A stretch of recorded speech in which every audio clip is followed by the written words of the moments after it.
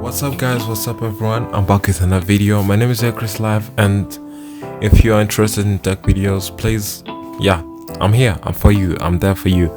So you probably may have seen a few days ago I uploaded on my sub status a photo while unboxing the A20s. The Samsung A20s was in my hand, and after using it for a week, here's my review, right? So welcome to the A20s review. Starting off, this phone comes with a Samsung fast charger, a shorter USB-C cable and its adapter, right? Earphones and the SIM card eject tool. You probably may know when I describe a phone, I started with the price and the camera. Of course, this is one of the Samsung best budget phone, which is the mistake comparing it to some flagship. But later, while using this phone, I found this interesting of comparing this device to other flagship.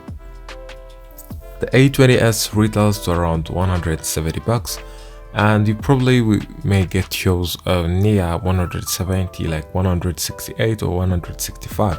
The A20s has 3 rear cameras, one of the most advanced camera set found in some flagships. The first lens is for the depth sensor at f2.2. The second lens, which is the main lens, is a 13 megapixel sensor with an aperture of 1.8. The third lens is a ultrawide lens of 8 megapixel at f2.2. Regarding the camera, here some shots are made with A20s. It might not be too much impressive, but when the camera has more light, it captures a some moment. On the other side, if you take photos in low light, the camera suffers.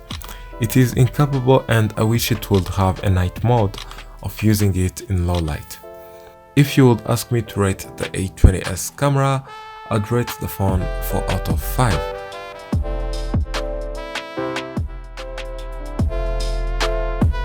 Okay, aside from the camera, the A20s has 3 more interesting aspects to it: the body and display, the software, and the battery.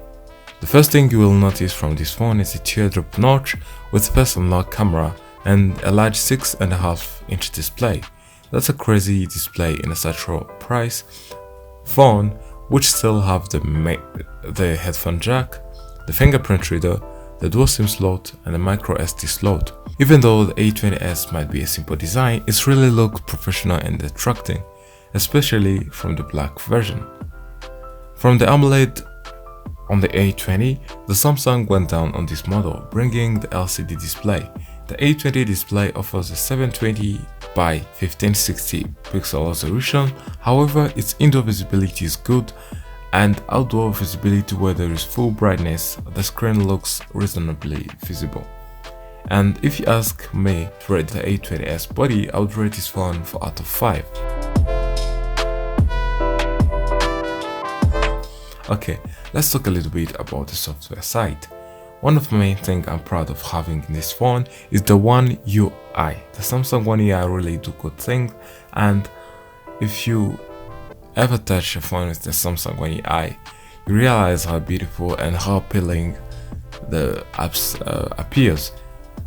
I really like it, and I hope the One UI, when it comes on the A series with Android 10, this phone gonna be something else. The One UI plays a very big role in optimizing the apps while using them, and it's also designed to be more visually comforting. The A20s demonstrated a solid performance during low and moderated use, listening to music, going on social media, playing games, and watching movies.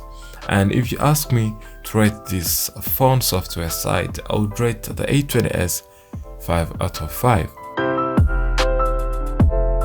Let's talk about the battery. The A20s comes with a giant 4mAh battery, and is very satisfying on my side.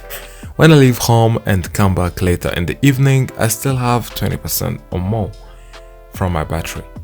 Although Android Pie does not offer a night mode yet, the One UI can provide a test of it in its own setting. You can set a night mode, and it can be found in the display setting area. Thanks for watching, and if you like this video, give a thumbs up, and if you don't like, please comment below, and I'll guys meet you in the next one.